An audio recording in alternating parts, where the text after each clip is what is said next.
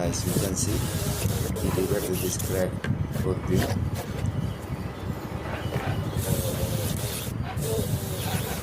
Now in drill hole, put this with dual pin.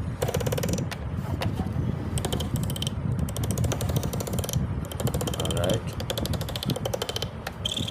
you can try, guys. Now you cut again.